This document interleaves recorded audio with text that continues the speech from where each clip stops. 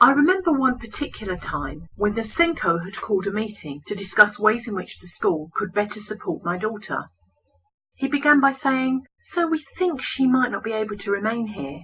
Anything he said subsequent to that went unheard, because all I could think of was that she was going to be permanently excluded and I didn't have a clue what I was going to do with her. The fact that the meeting was intended to be constructive and to look for ways forward was irrelevant. My emotional response to hearing that my daughter's place at that school was so precarious was, in effect, to totally shut down. Panic and fear made me unable to hear anything more than that bad and scary thing.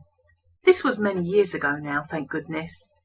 But looking back, I do feel that if the Senko had called or emailed me to give me some warning, I'd have been much better prepared for the meeting and more able to hear the positive and helpful things that he was actually saying.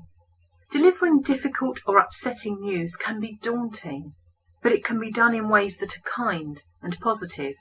Every time I talk to Senkos about how to deal more successfully with parents, I ask them this question: what would help you if you were on the receiving end of some bad news about somebody that you love?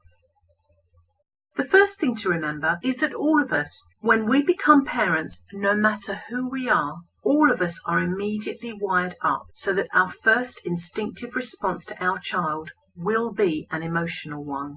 There's no getting away from it. So if you have some bad or difficult news to give to a parent, it's worth bearing in mind that no matter how calm or effective that parent might usually be, they are going to respond in an emotional way. Don't spring a surprise on a parent or ambush them. You just won't get the best out of them.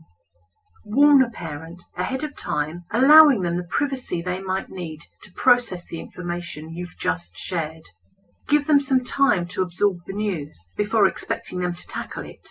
A little extra thought and preparation on your part will go a long way to making sure that the relationship you have with parents is as effective as possible.